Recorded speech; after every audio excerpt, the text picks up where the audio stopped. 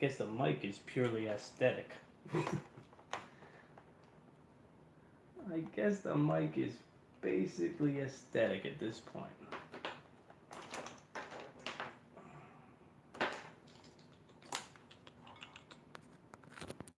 I've got so much crap.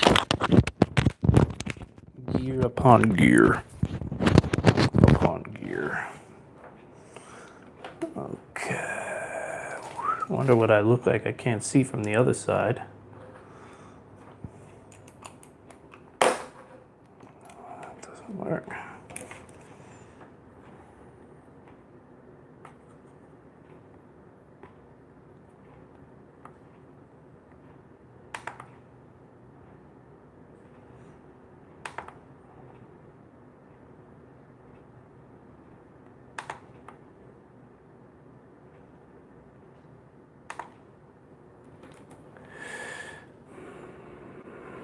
Bingo!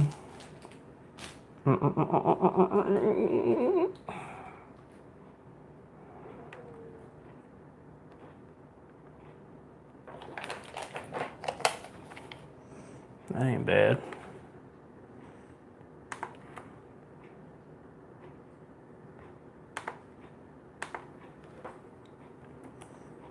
Living with lag.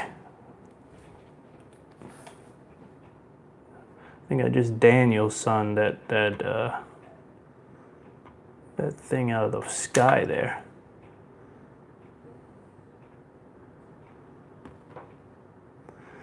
All right, copy and paste.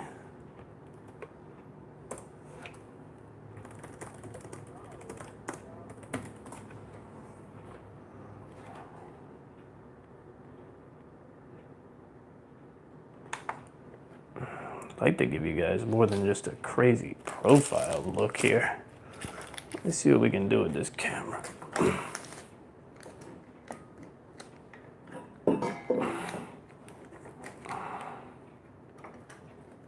Oh, that's iffy.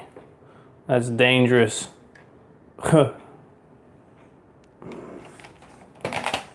That's a dangerous one there. Oop. How's that? That better? Let me get this thing in my face a little more here.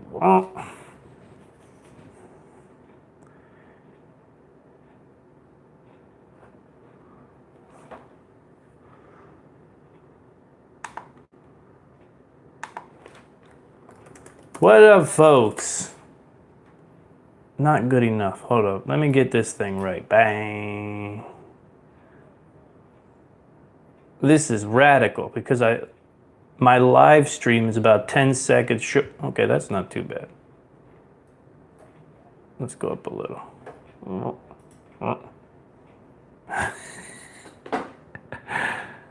Okay, that's about as good as it's gonna get. I think that's about as good as yeah, there we go.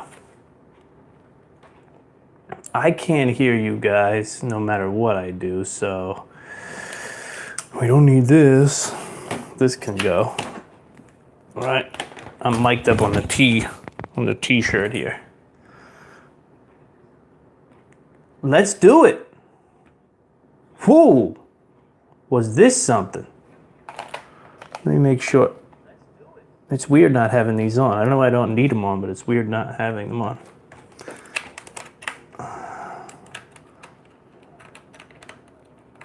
Give me just a second while I adjust lighting once again. Woo, let there be light. Now the question is, here's the question. Here's the question, ready? So, I gotta mute myself because I can't listen to myself, it's hilarious. There are several settings on this here light. We can do this is what I do for reviews. I do this blue light. This thing is like looking into the sun. I don't know if I could take it, but we can tone it down a touch. But then we have which I just had on, I had this little guy on, this sort of orangish light. I kind of like that. I think I'm gonna go with that one. What else do we got? This is a softer light. It's not too bad. I'm trying to see what they look like while I do it. Oh, you know what? The softer one is actually not too bad. Maybe we'll go with that. Ambient light. Yeah, I like that. Jay Ferg says ambient light. I'll go with that.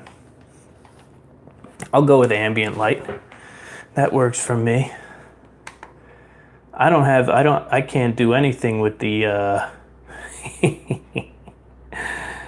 with the intro outro to the show, so we're just hanging out. That's all that's going on. I hope you guys can dig that. But we've still got tons. We had a great guest tonight. We had a guy who wrote this book. You'll get a kick out of this. There's a lot of visual aspects of my life and show that you guys kind of miss out on. But a guy sent, Tim Maynard sent me a great book. It's called Southbound. And it was, the front cover was eaten off by the new puppy, which really was an event in and of itself. But I'm about chapter 3. It's a book about an EMP strike. It's a book about a tractor trailer driver, and it's a book about how he's going to get back to his wife. And I can tell you, it's got me pretty hooked. But we'll have him on next week. We'll bring him on again next week if he's available. And yeah, you know, that'll be the deal. That'll be the deal, unfortunately. Southbound. Yeah, it's a great one. I'm digging it for sure. We'll have the audience, or we'll have the author on next week, and we'll talk about that. So let's bust open this show layout. The big monologue was supposed to be about the EMP book. Obviously, that's changed. Why is my mouse not working? Ah, there you go. There you go. Whew. Man, there's a lot. What do we want to start with? I guess what we could start with tonight, as you can see, I'm a little off kilter. It was not super easy getting here. I had an incredible plan to make this all work tonight. I had it all planned out. I ran the kids all day. We went to the pool after the gym, had a good time, did that thing, and they hung on. They hung on like troops. They're literally at 9, so the show was scheduled wrong. It was scheduled for 3 hours from now, which, listen, I'm not bad when it comes to night owl stuff, but I'm not going to be around in 3 hours. That's a guarantee. But what I will say is that the kids were also up. I'd have worked around it, I'd have made it work, but it wasn't looking pretty. Hey, Virginia ranked most patriotic state. Of course. Of course it was. I went to the Revolutionary War Museum in the best place to have the Revolutionary War Museum in Yorktown, Virginia. Hey, when I get all hand talking like this, am I shaking this camera? Because I hate when cameras shake. Let me have a look here. Let's see. Trying to watch it. Sorry, I'm watching myself because I want to see if those... I guess I should do like George Washington and take my hands off the table, right? Either way.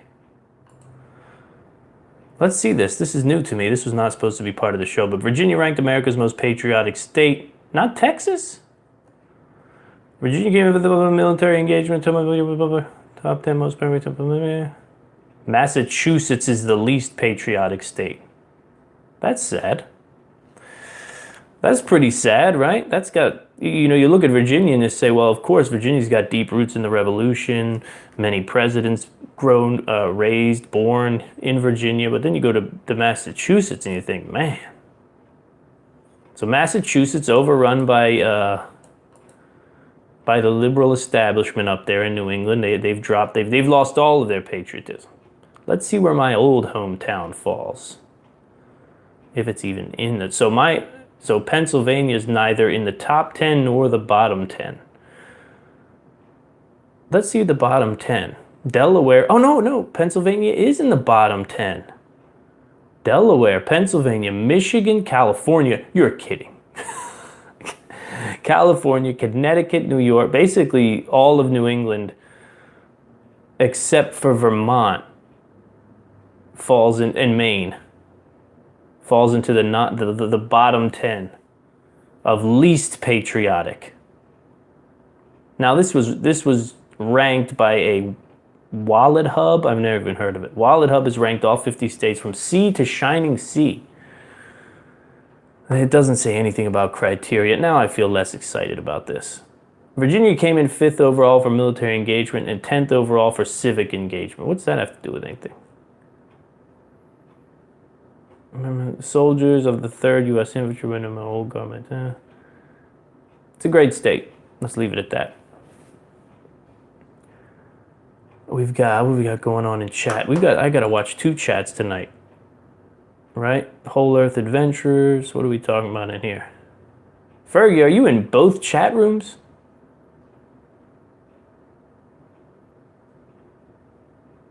Oh, you are in both chat rooms. Okay. Oh, look, in the chat room, guys. In the chat room, we've got a link to the book. We've got a link to Southbound. And it's from our man. It's from the author, the man who will join us either next week or whenever we get him again. We'll definitely fit him in again. This is one of the more embarrassing things. This is one of the most nightmarish things that can happen to you as a host, right? Because I've done plenty of shows in my day that have been just me farting around. Just me blabbering sort of like I am now. Do I have any water in anything here? Al Preparing is with us. Where's the YouTube chat?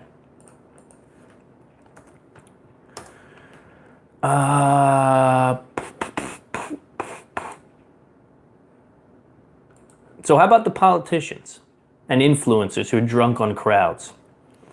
Can we jump to a new topic already? The politicians, I have never seen absolutely drunk on these crowds. They're like getting high off of these manic crowds of people who want change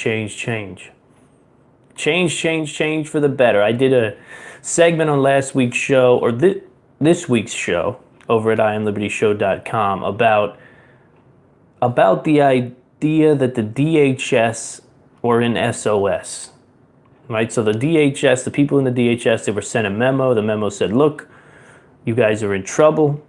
There are people here who want to hurt you because you have something to do with the border and that thing. And then their information was released out on Twitter, personal information of these DHS agents. And then I don't know if you heard the beautiful and extravagant Maxine Waters, but Maxine Waters came out and basically was saying, if you see these people that you disagree with, I want you to get out of your car and I want you to form a crowd around them. That's good. That's a good way to get somebody shot, right? If you see these, because who was it that got thrown out of the restaurant? It's a sad story. It really is. It's a sad story. In one breath they say not in my country, and then they get a lady and her family thrown out of a restaurant. It's funny.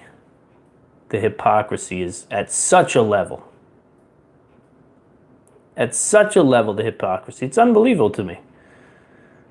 No, but that's actually not true. It's very believable to me. But anyway, it seems like the influencers and the politicians are just completely drunk on crowds.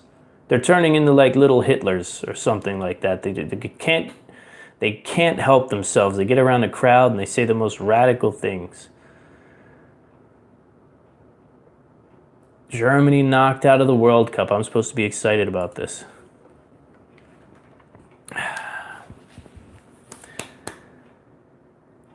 Politicians, influencers, drunk on crowds, travel ban. Do we want to go down that deep, dark hole? There are some topics that people are, I guess you just get totally, here's the thing. Don't get mad at me about the travel ban. Don't get mad at the patriots and the preppers. If you ask me, I'll tell you one thing that has everything to do with the travel ban.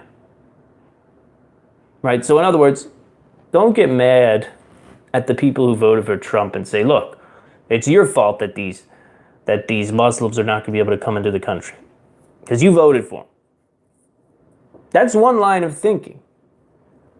And it's the wrong line of thinking. The right line of thinking is, if this is the most important issue, or if this is one of the most important issues, why aren't we voting on it? I've been saying it for years. If we're going to be dealing with these issues that are so important, healthcare, border security, immigration policy, transgender pronouns, if we're going to be dealing with these issues that are historically significant, why aren't we voting on them? Instead, we have what? We have the 9 elders in black robes to make the decision for us. The 9 elders who are just as politically swayed as anybody else. Right? So what's the big deal? If it's such a big deal, why aren't we voting on it? You realize all of these issues, right, that we're dealing with, whether it's marijuana, whatever it is. Well, marijuana was thrown on the state ballots in a lot of states, which is the right way to go about it. It's the right way to go. Instead of this idea that we're going to send it up to the mandarins up there in the Supreme Court. No thanks. I'll pass. I'm sorry, I'll pass on that. I'll pass on that. Let me and my people make the decision, right? Let the people make the decision. What's the big deal? We have to get away from this idea that we're only going to vote for completely corrupt, completely bought out politicians. That's the future of the country, right? You're gonna vote at the state level. I love it. States' rights. You people talking about states' rights. Oh, states' rights. Come on. We gotta let the states do. Dude, the state politicians are so unbelievably corrupt. It's unbelievable. You couldn't even imagine what I watched the mayor of Richmond go through, rather. Not go through, he really put himself through it, but here's a poll for you. 31% of voters in the Rasmussen poll think civil war is likely soon. I'm looking out into the living room here. The little guy's out finally. What a night. What a day, man. From 5:30 till now was just the whole day. The whole day. Leak note from... No, I don't want to read about China. I don't want to read about sea lice. I don't want to read about... I really do like this headline about people being afraid. Because this is legit. There's an article on the Drudge Report about people being legitimately afraid about violence from Trump haters. This is from the Washington Examiner. I mean, here's the thing. When Obama was in office, if you didn't vote for him, you were a racist, you were a hater, you were a throwback, you were a alternative right-wing terrorist, whatever, all of the above. But I don't think there was anybody who was like terrified. I don't think there was anybody who was walking around terrified about what might happen. What could happen? What might happen if they get their claws on someone who voted for Obama? There was never this feeling that I'm going to walk down the street and see a kid with an Obama shirt on and we're going to do something evil to him.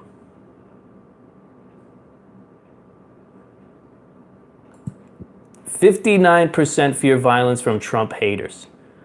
The division in the United States that has escalated into..." Okay, I don't want to read that. I write about 13 sentences a week that have something to do with this. The division in the United States has escalated into organized harassment of presidential aid.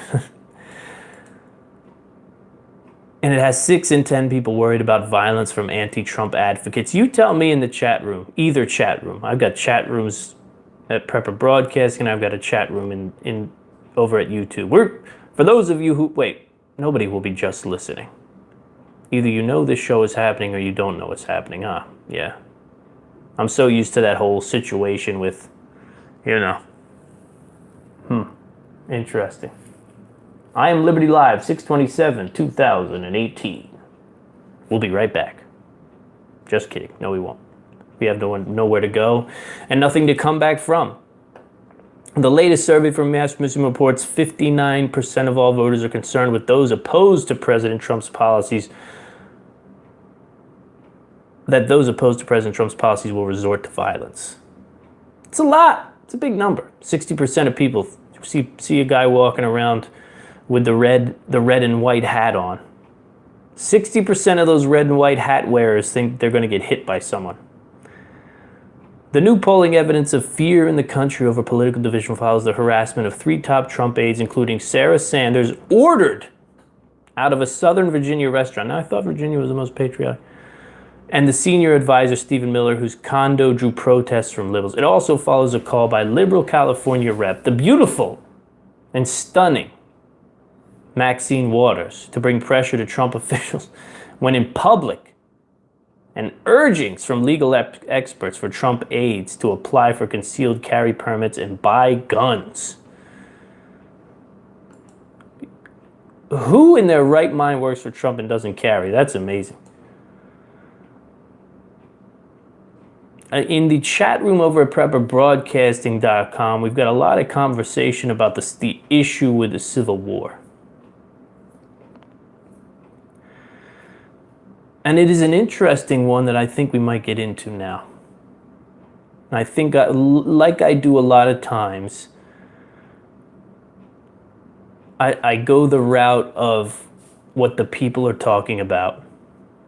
And the issue that most people bring up is this idea of, okay, we're all mad at each other, we're all mad about something, we're all mad about this thing or that thing or another thing. What are we going to fight over? Who's going to fight who? We are not geographically organized into sides, is one quote from the chat room. And it makes you wonder, would it be state level war? Or will it be war at all? Or will it just be an emboldened liberal progressive microcosm versus another sort of right-wing? In the chat room, that nub says, hipsters versus real men. That is the weird thing, right? Now, this is another thing that I'm interested in talking about tonight, too, especially on this subject of civil war and on this subject of people being harassed for political stance, right? So in other words, we listen to ad nauseum. We listen to can't pick on these people, can't talk about this person, don't say this about them, you can't bring that up, don't tell about that. You know, dealing with liberals is like being in a bad marriage, right? It's like there's a list of things that you can't talk. We can't bring up her, don't talk about your ex, don't bring up this, you can't make fun of them. It's like being in a it's like being in a bad marriage.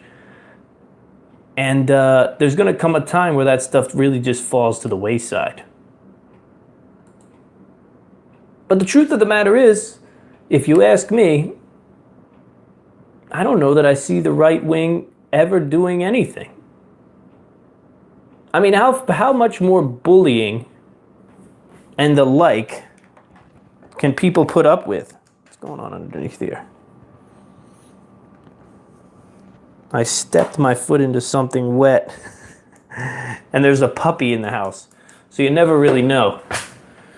You never ever really know what lurks beneath tables and around corners.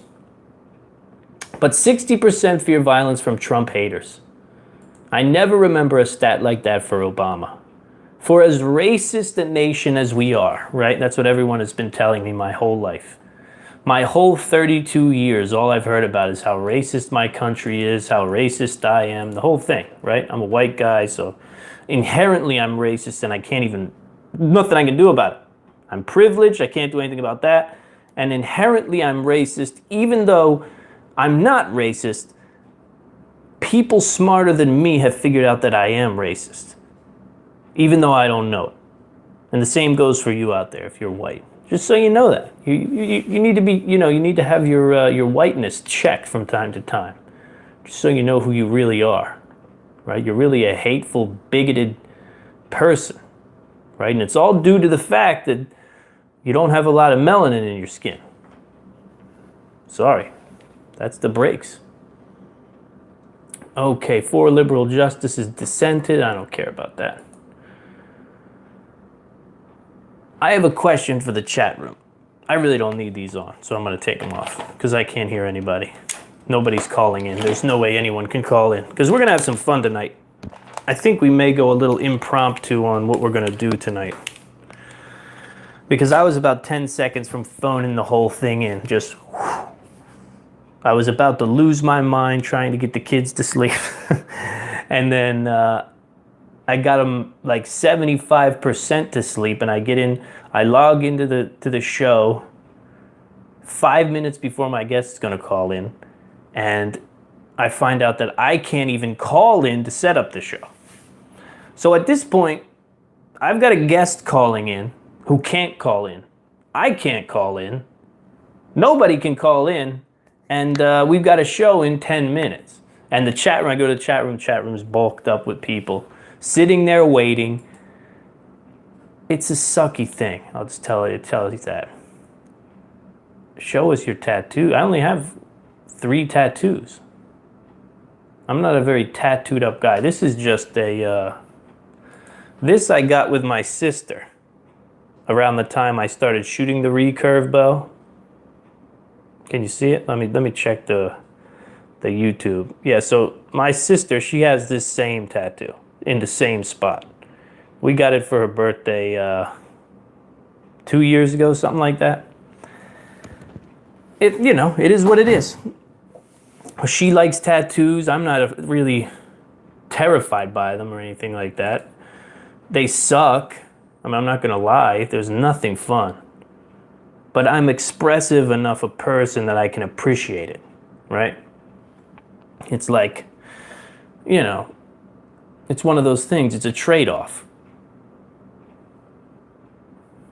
It hurts. Anybody who tells you, I mean, maybe I'm a wuss. I don't know. I don't get hurt very often. I'm very careful.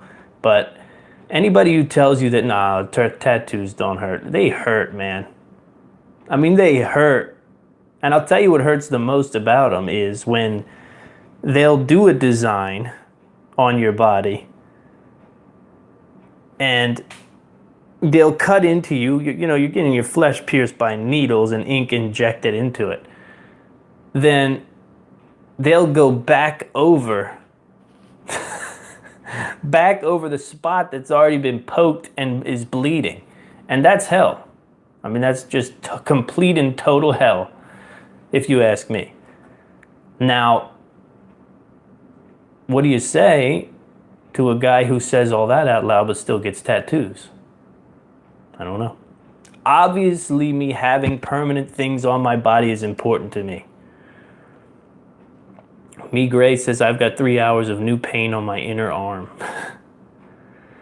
Yeah, I don't like it. Jay Fergie says, I guess some just like pain. I do not like it. I don't like it at all. I'm not a fan. But the payoff is nice. Like, this is nice. I love this thing. I shoot a recurve bow, and this is very important to me because now my sister has it. No matter what happens, we share that, and that's kind of cool. We got it on her birth. Like I said, they're all like that, What else Oh, that's what I wanted to talk about.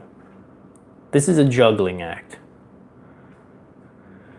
Michael Klein, if I weren't doing the show, I'd be at the bar. If I weren't doing the show, I'd be at the bar. Michael, at the bar.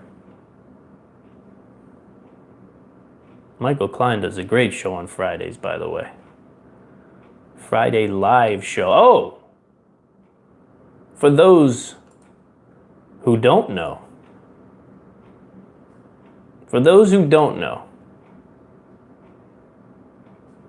Southbound, our author just said he fell asleep during his tattoo.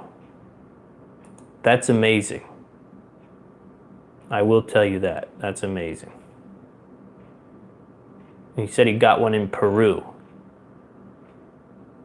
So you're about as crazy a dude as there is.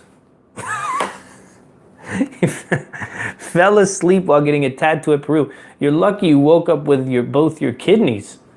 I mean, let alone the tattoo. Was it one of those things? Was it one of those like with the wooden that they do in Hawaii?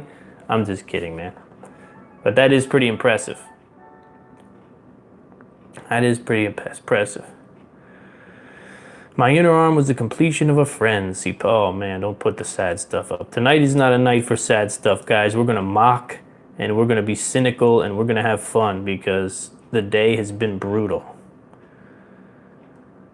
Who's on fire? Oh, Europe. Europe is on fire right now. Did they put the fires out over there? I think we got a gun story in Colorado. Yeah, we got a gun story in Colorado. Michael Klein says he's on his second glass of wine. Yeah, that's... I'm not gonna lie, and I'd definitely have a bourbon in hand right now if I had some, but I do not have any in the su casa. So, let me find that gun read. It's essentially the wonderful people in Colorado who have got everything figured out. Well, that's not, I mean, let me not beat up on the state.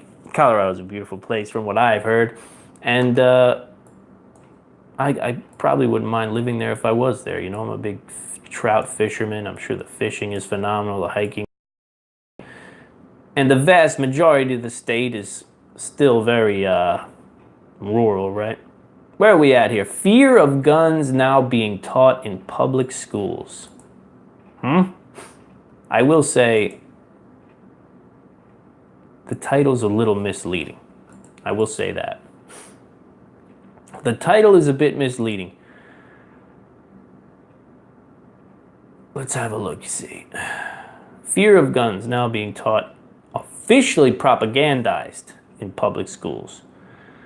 So the fear of guns will be on the 4th grade curriculum if some Colorado Board of Education members get their way. Here's the question. Quote, explain the potential dangers of having weapons at home, in school, and in the community. Is a controversial line contained within new health standards for Colorado 4th graders. Not surprisingly, the standards generated controversy at a June 13th meeting of the Colorado Board of Education. Moreover, the standards include conflict resolution techniques, alternatives to violence, and promotion of violence-free relationships. Violence-free relationships. The Denver Post reported, ironically, the section on weapons generated conflict between liberals and conservatives on the board. What good does it do our society and our kids to have them be terrified of guns? See, I'm of the mindset that I think it's time that we all get trained on guns and we integrate it into society. I just think that's where we have to go. I really like the idea of people being trained on how to use a weapon. Mandatory, you know what I mean? Mandatory. Southbound lived in Denver for 10 years and loved it there. Like I said, it's probably not a bad spot. Why are we fighting these crazy enemies? Why are we battling these crazy enemies like guns?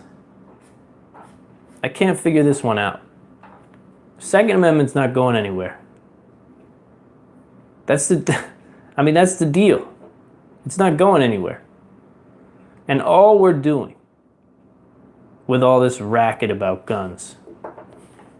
What do you want, right? You want people to we want children to be raised well, right? That's the next generation. It goes without saying.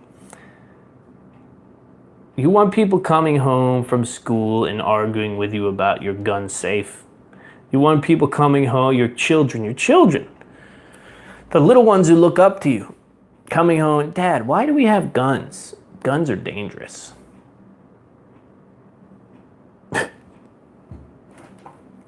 Where are we going? What are we trying to do? I mean, what's the goal of something? The goal of something like that is to what? It's to brainwash someone into being so scared of guns that they vote against the Second Amendment? What? So that they What? Don't own guns when they grow up? Is that a good choice?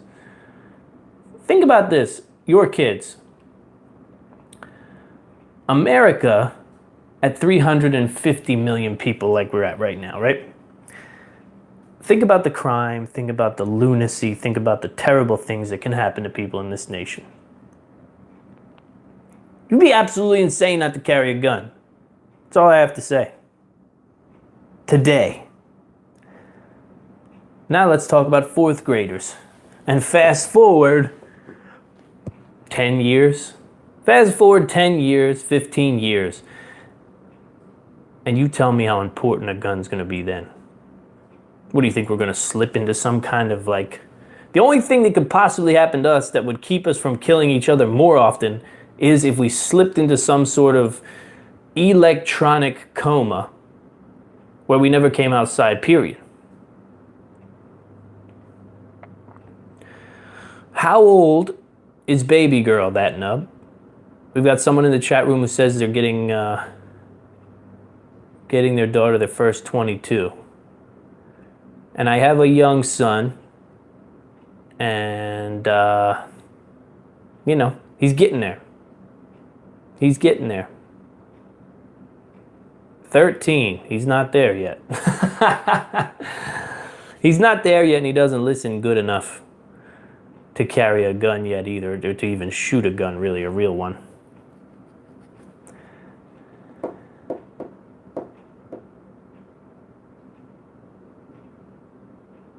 Wow, what a good response. Had a friend's daughter get asked about guns.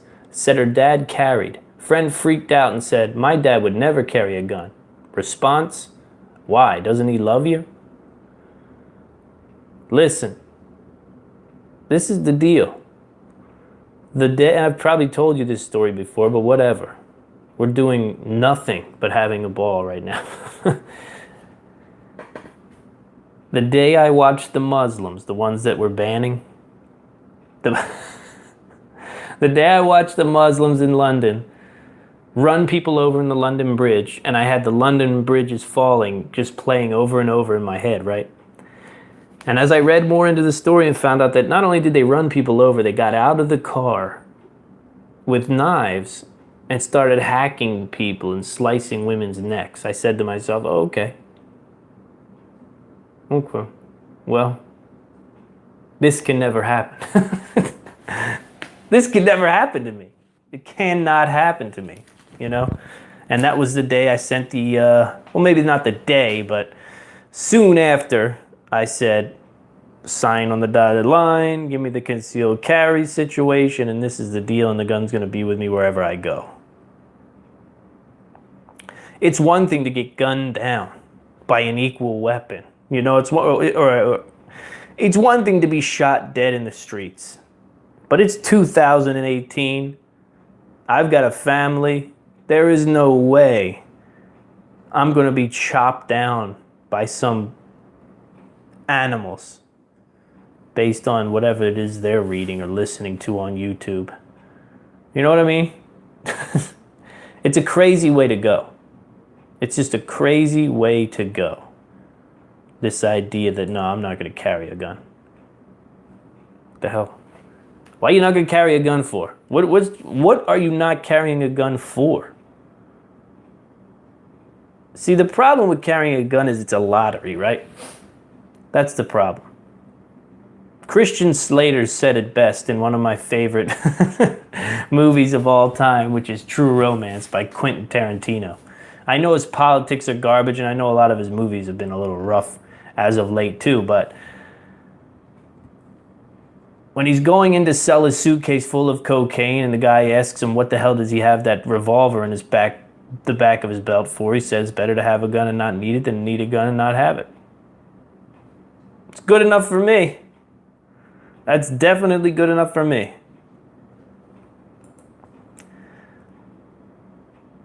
What do we got going on?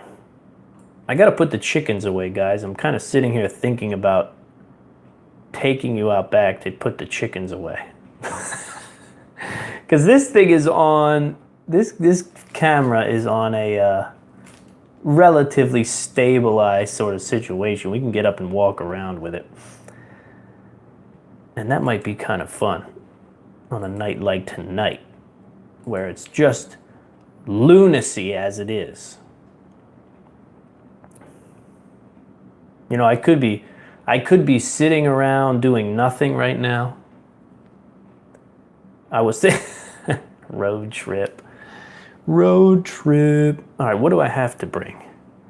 Let me see what I'm attached to here. I have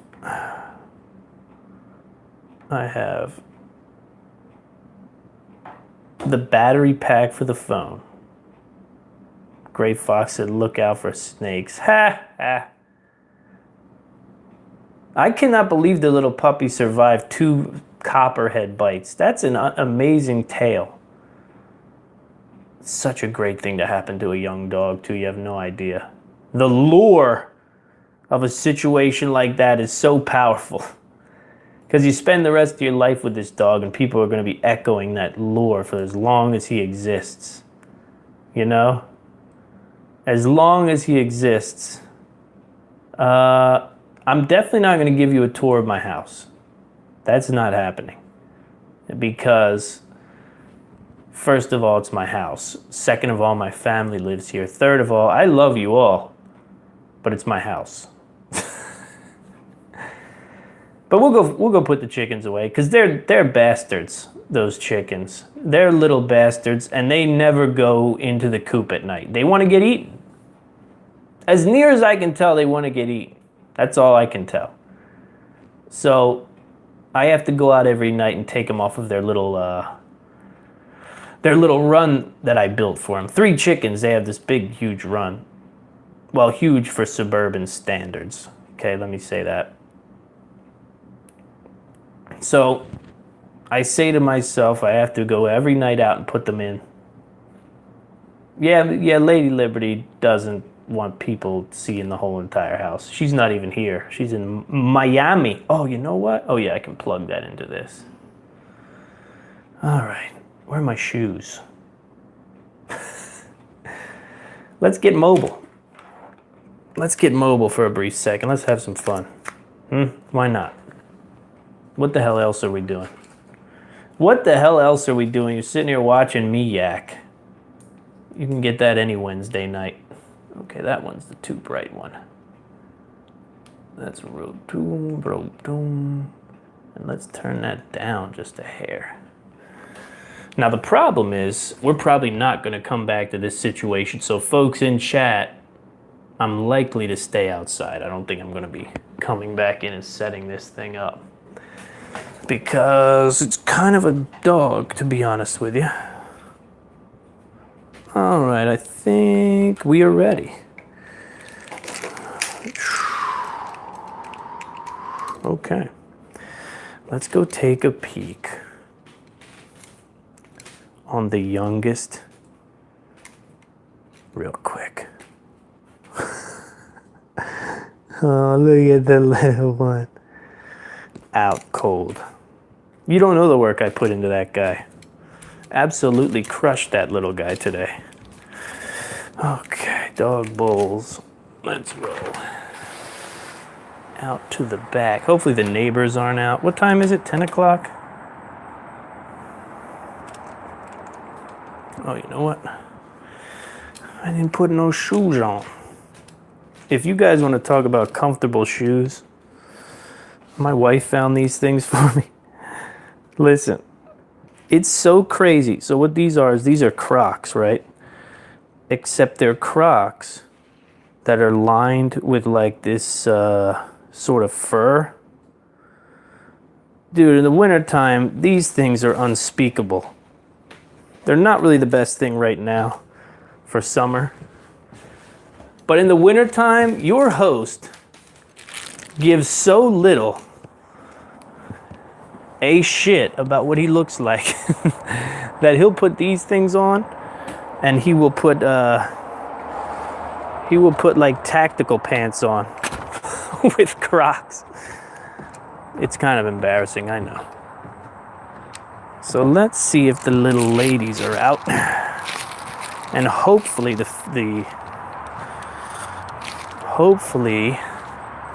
the neighbors don't look outside and say, what is going on with this dude? So here's their little casa where they hang. That's their little casa. Oh my God, there's a giant deer in the backyard. What the hell?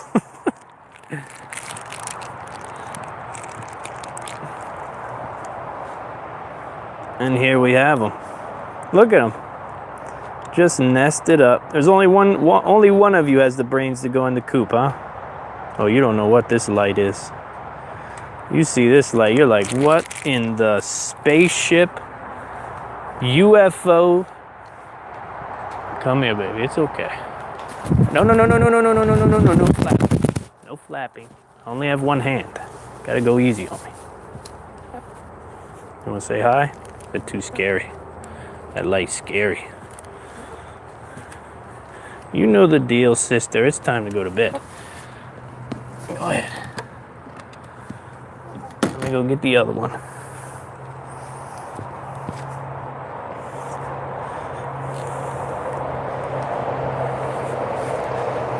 No signs of any snakes.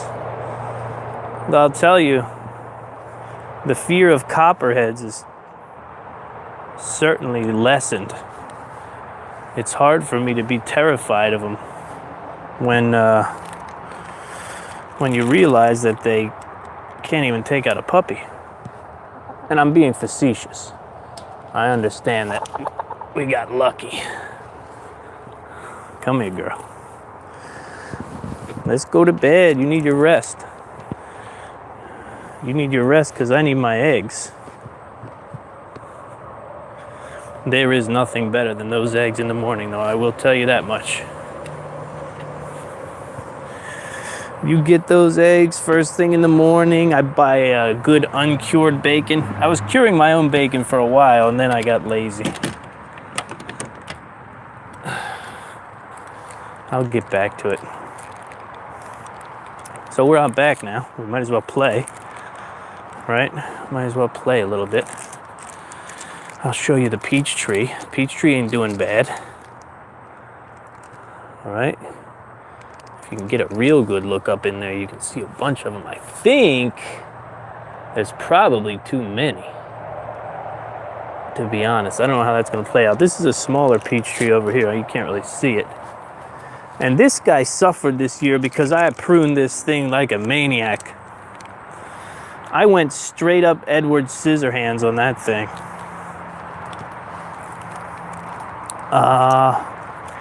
What other amazing things do we have? See, one of the things I've done is decided to cultivate the things that grow naturally in these woods. And one such thing that I love, you know, this tree could have came down. It's well, the reason I was showing you because it's in my yard, it's in my fence, and this tree could have definitely came down. And most people would have been happy if it came down, but this guy bears an amazing fruit. Does anybody know what that is? Who knows what that is? That's a pawpaw, and pawpaws are absolutely a delight. And this tree this year is just out of control. I mean, I've kept this thing alive in particular, and it is paying off. I mean, this thing is loaded with fruits. We got another one out here. I can't really go that far out there right now. Let me show you my Black Hawk raspberries. My Black Hawk raspberries I planted. Those peach trees I planted from like the tiny little stick that comes, you know, the tiny little stick that you get for like when they're on sale. You can get like 5 trees for $20 or whatever. Well, these were a free gift that came with those. And it was just one little cane, man. About 5 years ago, maybe 4 years ago, one little cane that I planted actually pretty far away from here. Now look, we got some beetles doing the nasty. And these guys have become pretty prolific. in the backyard. They grow right along the fence. And I'm a big fan of that.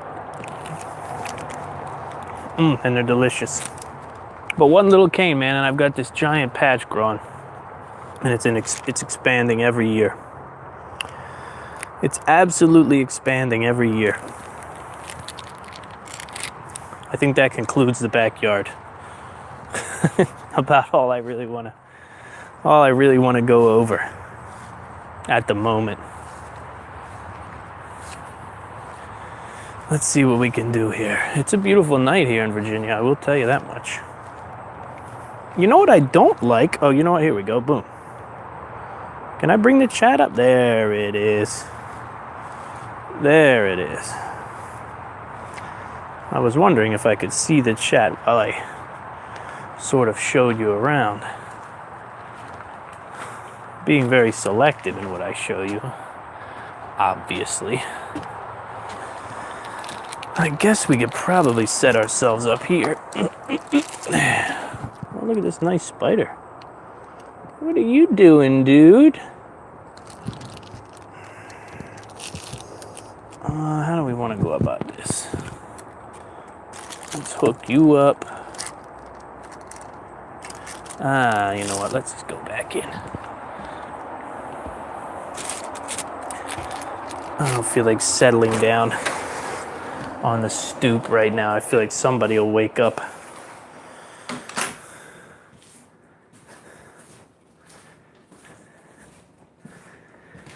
Okay.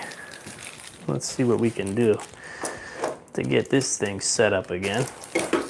I don't think we're going to hang too much longer, but because it's the end of the month and I wouldn't mind taking this time to get caught up on work. I also wouldn't mind jumping on a million other projects I'm working on. Too many projects. You know how it goes. Too many projects, too many thoughts. Gray Fox says you miss having a yard. What's going on with you? Do you live in a condo or something? Do you frequent the Apartment Prepper website? Because that's a great website for those of you who are, doing it that way. Okay, you are totally failing me right now, buddy.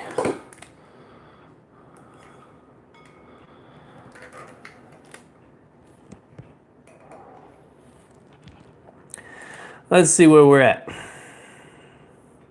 Oh, it looks like my live feed's all screwy. Urban. Let's talk about the sweet spot, man. That's an idea that's been on my mind for a while. I do have one more story that is not really prepper related, but it's spooky enough a story that I thought it'd be worth talking about. But for now, I have been playing with this idea of I don't know what I look like right now. I can't see anything. My live thing is kind of wacky. Oh, it looks all right. Looks like I put it in a pretty decent spot again. So, writing books about urban survival for clients, writing books about like extreme urban survival, like getting out of New York City, always thinking about sort of the homestead life and what that might be like. I'm one of those guys who's always looking at farmland. You know, in the middle of the day when I should probably be working, I sometimes go on these little searches for farm homes in Virginia and this type of thing.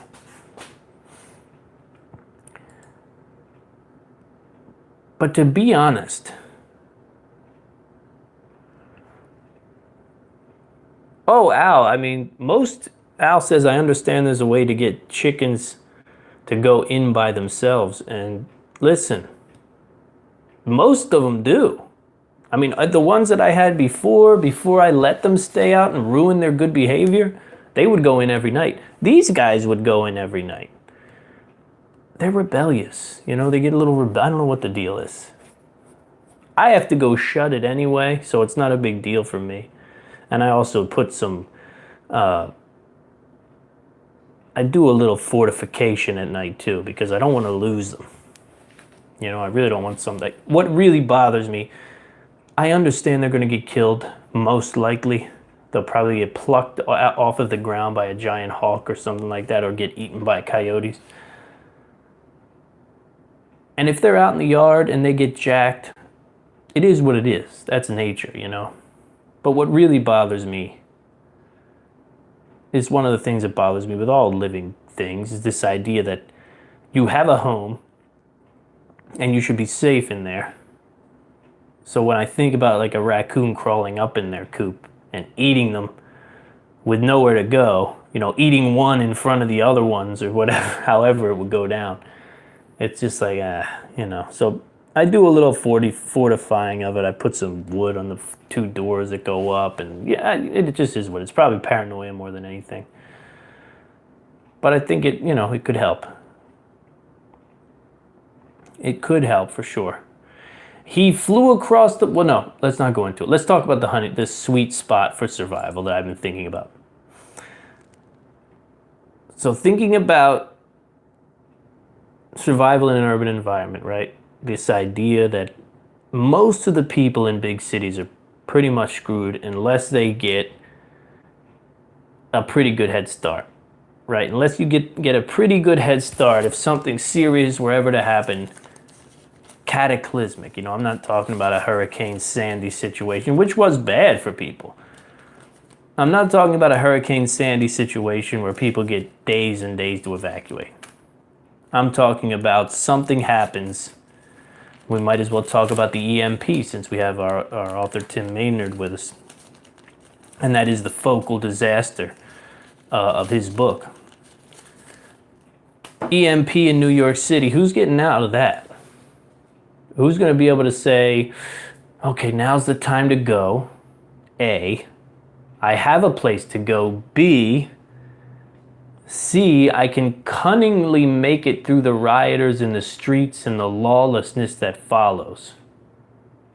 Another question about that, the EMP.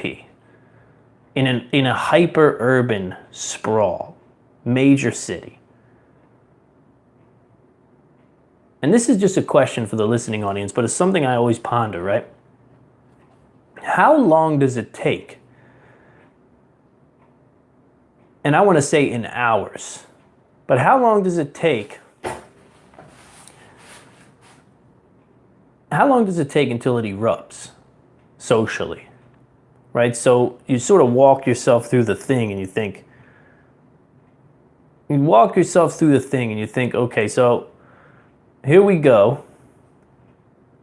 Power goes out, right? Oh man, what happened to the power? Let me check my phone. Phone's dead. Okay. How go out to the car maybe? I don't know what the next step is. Maybe the next step for someone like that would be, okay, let me go to the car. Maybe see if the car radio is working, right? Try to turn the car on, nothing. All right, so you're sitting there in your parking lot, no power, no phone, no car. Maybe your neighbor walks out, right? Maybe your neighbor walks out next and you, what's going on? I don't know what's going on. How long until the dregs, or the dregs of society go, oh, there's no more power ever? And in that moment, there's got to be a collection of people in those hyper-urban, in those metropolitan areas that are going to go, okay, so there's no more power ever, which means there's no police, which means we can do whatever we want. Right? There's no radios, none of that. That nub says within 12 hours. That's not bad. That might be right on the money.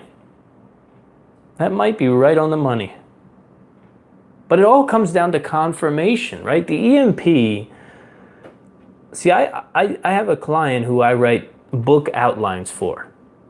And I'm not at liberty to tell you the client's name because I create the book outlines and they have an author who basically writes the stories based off of these outlines. And this is one of those questions that I always wonder about, right?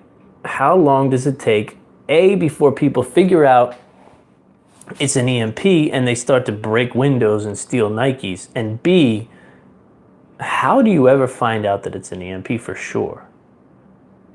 And how do you find out how big of an EMP it is and what the duration is?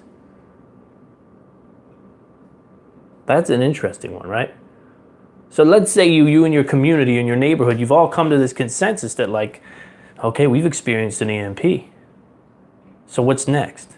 You know, if you're in a neighborhood that makes sense and you're in a neighborhood that's thought this stuff through, you're going to say, okay, well, let's set up a security perimeter around the neighborhood. Let's start talking about food and water and the things that are going to fall apart first and what we need to do to get started to mitigate those. That's the whole premise here, right? It's the whole premise on that. But what happens if you're one of these people that's like, oh yes, it's an EMP. It's on. I'm getting my guns. I'm getting my weapons. It's survival time. And you start making serious and crazy survival decisions. Or maybe you're a criminal and you start making serious and crazy decisions. Like, I'm just going to kill the guy down the street because I never liked that dude anyway. Shoot him in his head. And then I'm going to rob the neighbor down the street because he's got a nice car. So he's probably got some good jewels at home. You make these crazy decisions, and then the power comes on in like a week and a half, 2 weeks, 3 weeks, or whatever it is. A month even. Let's say in a month the power comes back on. Right? Let's say in a matter of days, somebody comes driving through the neighborhood that it was in an area that wasn't affected. What would you do then? That's an interesting question, man. That's one of those big ones where you got to really say, how does that all play out, the EMP situation? How does it all play out?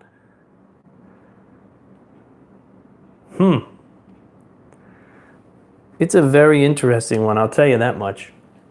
But I think there's a sweet spot for survival, and that's what I was getting at. Obviously, the city's a nightmare.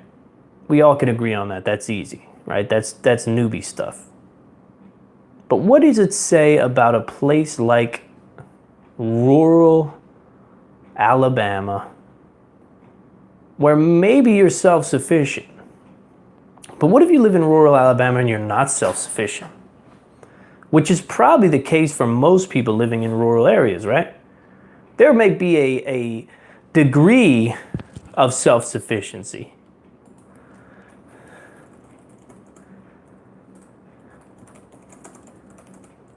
Hang on one second. There might be a degree of self-sufficiency, but not everybody's completely self-sufficient. So people in these rural areas are going to be in trouble too. It's not like they're going to be like, well, finally, the EMP has come, and I'm fine. I don't need anything. I never need to get in my car and go buy anything. I mean, it's just, hey, it is what it is. We're in business. No, I think the sweet spot's in the suburbs. I'm going to be honest with you. It may be a little bit of confirmation bias because I'm a suburbanite, kind of. Technically, I live in Richmond City, but I mean, you've seen the yard. You know what I mean? I got a lot of space. I'm basically in the suburbs. There's something about it. You know what else I like about it? I was writing and looking over the bug out plan.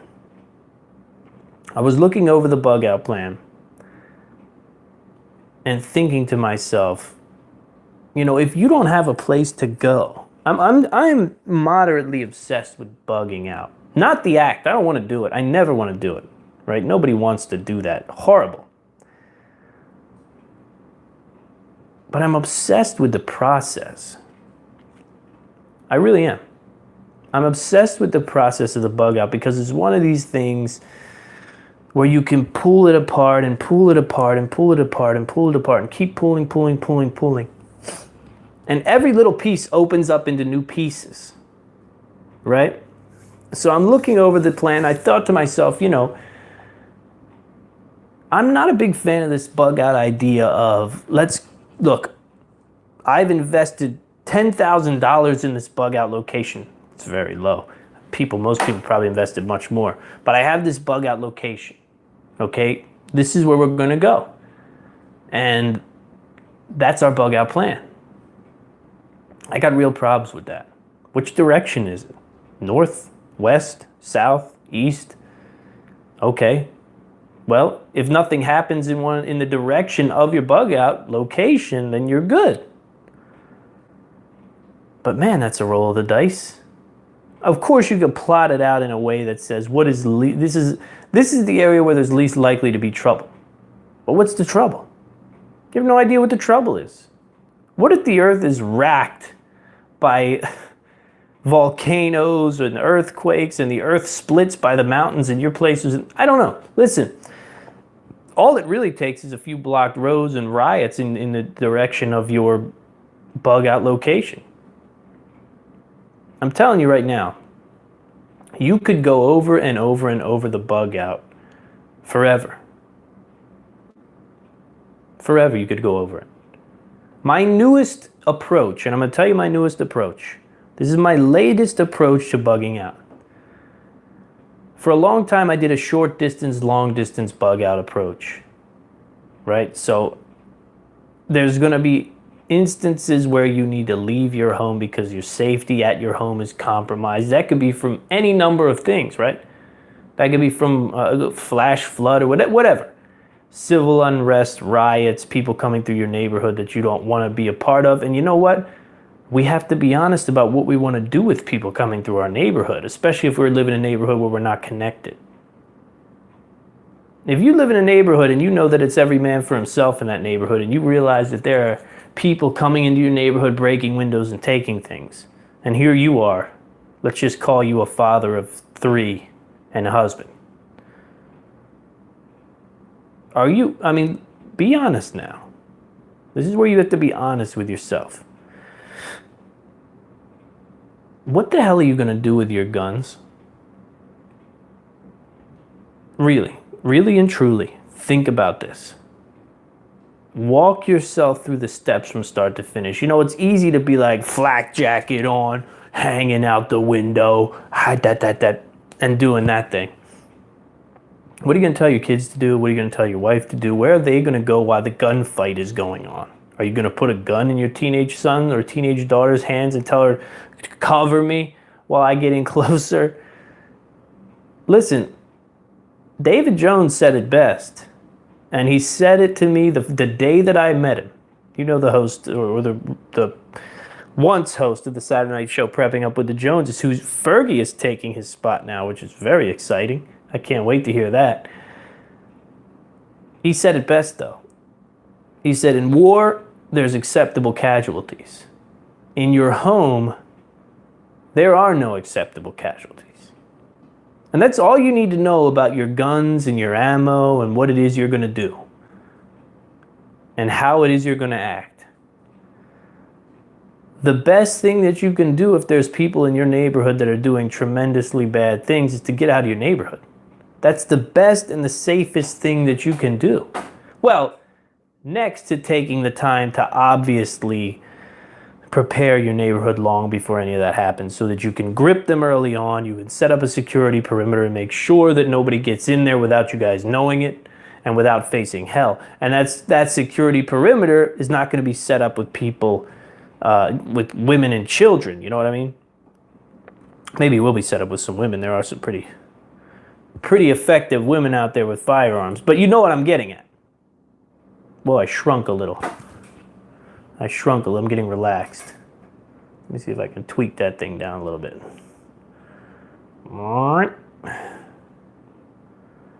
Probably even go down a little more. Am I that badly out of focus? What's the deal? You guys got to tell me these things. Or is that just YouTube? Oh, well, it is what it is. We're not on Fox News. I don't have lipstick on. I don't have lipstick on or a short skirt. Sorry.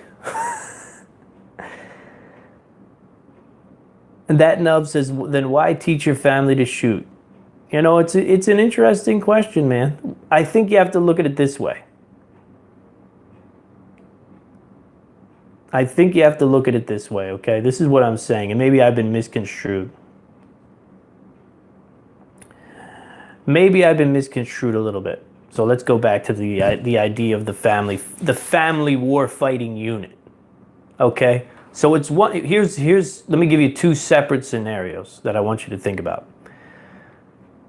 It's one thing to see a threat from a distance and to engage the threat, right? Or to prepare to engage that threat from a distance now, where you have other options, right? So here I am in my home. I see people on the corner. They've looted the house. They have weapons. They've set the house on fire. Maybe they killed the people inside. Whatever the situation is, however Hollywood you want to go with it. That's one scenario. Okay? And in that scenario, I don't want to wake my sons up and I don't want to wake my wife up and say, positions. Because we're gonna fire back at these guys. Call me a coward. I don't care what you say. But this is just what I'm saying. Now, new scenario. You wake up and people are kicking the door in. You wake up and there's people in the house already. Right? You're out of options now. That's when I think it's important for people to say, the kids know how to shoot, the wife knows how to shoot. There are people coming up the steps. We get guns in hands. And you're out of options then. You know, it's not, oh, okay, let's grab a bag and get going. You know what I'm saying? That's what it is. So that's where I fall. That's kind of where I fall on the issue. You may not agree with it, whatever. It is what it is. I can tell you this much. Yeah. No, I'm not doing it personally. But anyway, let's get back to it. So I used to have this short distance, long distance mindset when it came to the bug out. Right? This idea that there are short distance locations that you could go to for a shorter period of time. Right? Something nasty's running through the neighborhood and you want to get away from it. And you want to get away from it from 72 hours to a week, whatever it is. So short distance bug out. 5 miles, 10 at the most, right? Probably 5 miles and under really for short distance is what I written down. And of course longer for the long distance. And even that's a little random for me. I think I might build upon that idea though, and I might look at all 4 directions, to be honest. That's the way I want to go next, is this idea of north, south, east, and west bug out. Right? So when the issue occurs, there's something coming from the north, whatever it is, whatever direction the threat is coming from, I want to have options out of that direction. So have a place north, have a place south, have a short and long north, a short and long south, east, and west.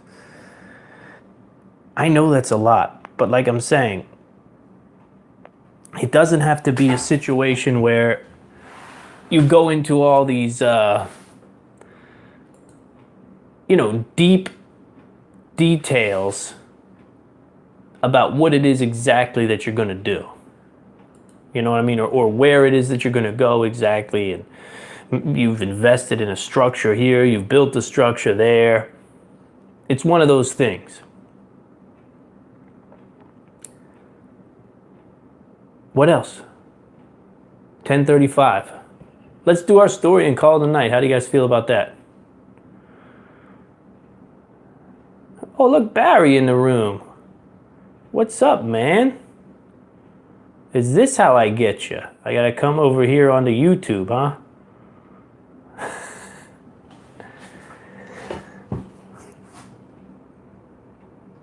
Michael Klein giving up his bug out location. I'm gonna find that thing. I'm just kidding, buddy. It's good to see you, Barry. Thanks for joining us tonight. We had a little bit of technical difficulties over at Prepper Broadcasting, so we decided to do a little YouTube live. What the hell? Put the chickens away. He flew across the world to break into a 14-year-old's home, police say, and her mom shot him. What is going on with men? This is what I want to end the show on, guys. This is what I want to end the show on. We're going to talk about survival simulation another time. I really wanted to talk to you about that. Because I think, let's talk about it just briefly. We won't go into details. I know. You know me. I don't want to talk about that, then I'll talk about it for a half hour. I want to do a fun survival simulation together, sort of like we're doing tonight with a relatively sizable chat room on a game called The Long Dark that I've talked about on the show before.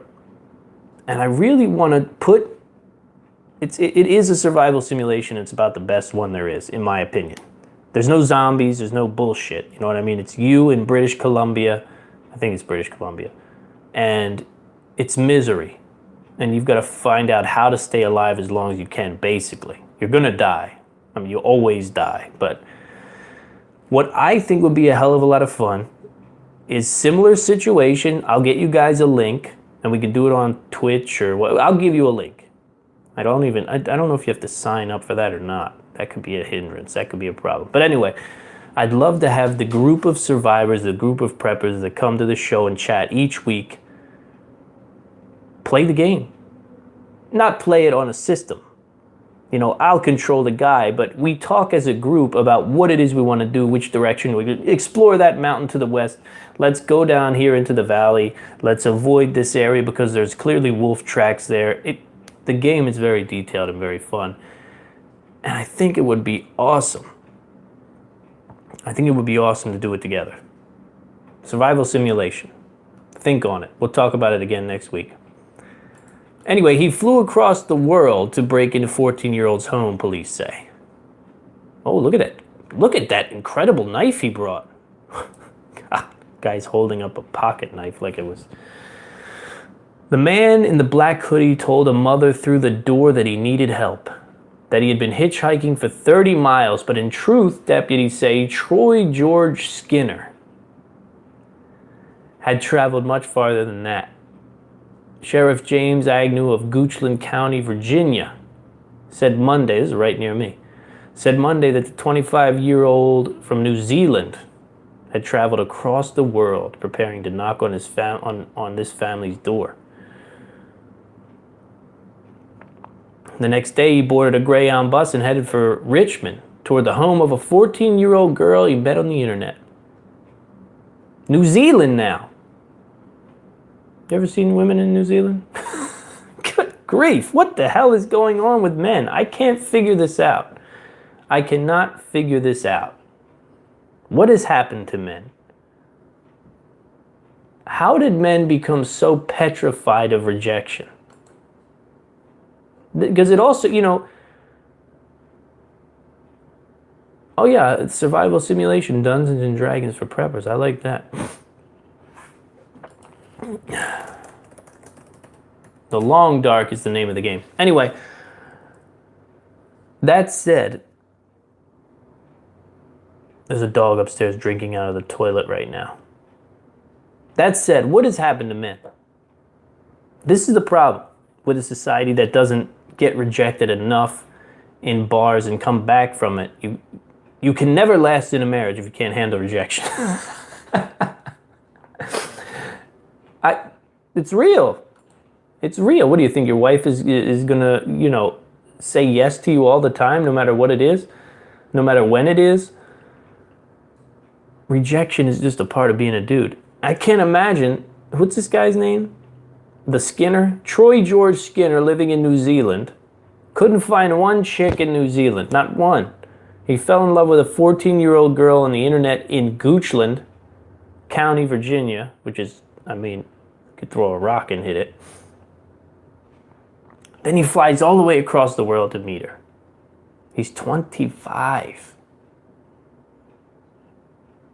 What's happening? Where are the men gone? Where have they gone? I mean, even if you say, okay, so Skinner is obviously a messed up dude. Shit's not right upstairs. So you look at Troy George and you say, all right, there's something wrong with him. Where's dad at? Where's mom at? Do people, I just feel like people have no one anymore. Right? They get mad at him. They go, Mom, you don't understand. All right? I'm a social justice warrior, and these are my beliefs. I don't want to talk to you anymore. And these people have no one. They must have no one. Because who in their right mind would say, well, Where you going, George? Wait, Troy. You going to where? You're leaving New Zealand to go to Richmond to meet a 14-year-old girl. Before he arrived at her doorstep in Goochland in the middle of the afternoon Friday. Imagine that, just that short trip, like pulling up to the house, like, I'm doing this. I'm in love. Skinner stopped at a Walmart to purchase a pocket knife.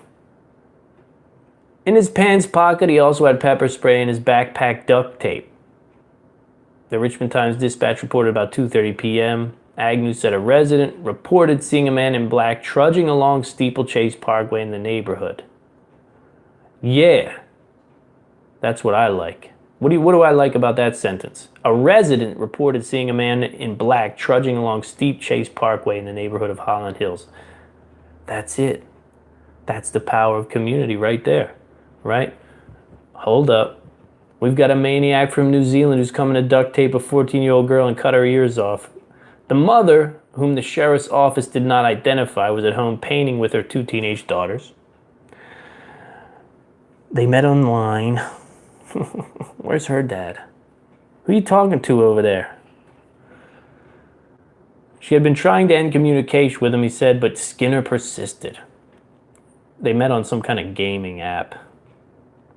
When the mother refused to answer the door for the self-described hitchhiker, the sheriff's office said Skinner attempted to break down the rear basement door with a concrete landscaping stone.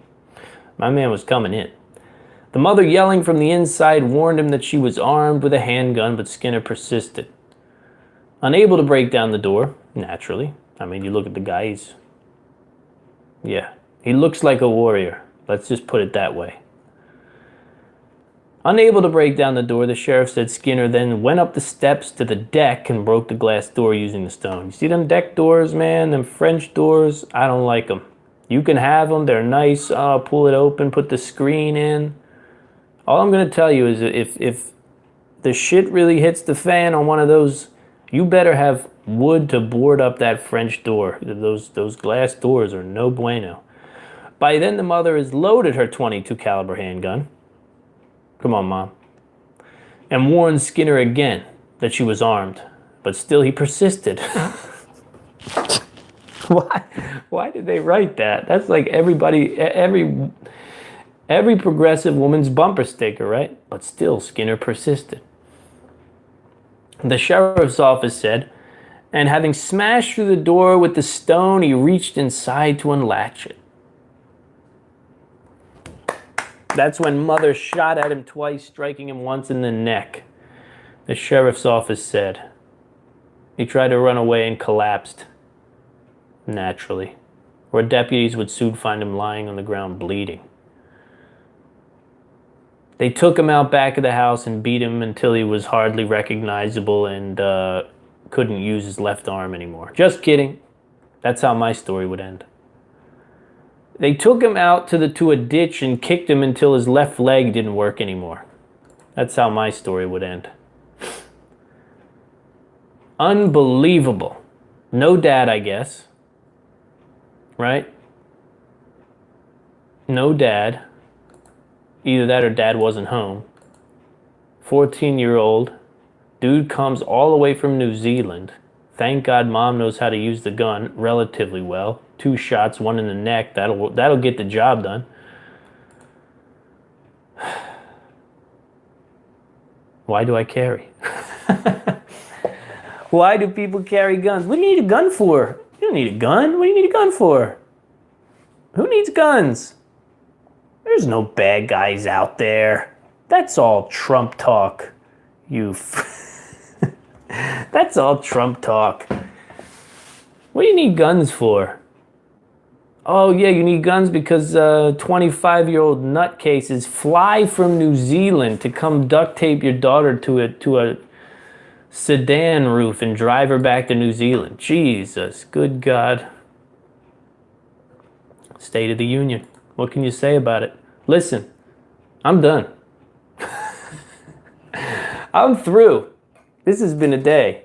Thank you very much, you folks who decided to say, look, Jimbo, even though we had some struggles with the show, get your act together and give us a YouTube live. I want to thank Barry Jones for showing up. I know you guys don't know Barry Jones, but he's been listening forever. And we went to high school together. Yeah, me and Barry, man. Tackled Chichester High School.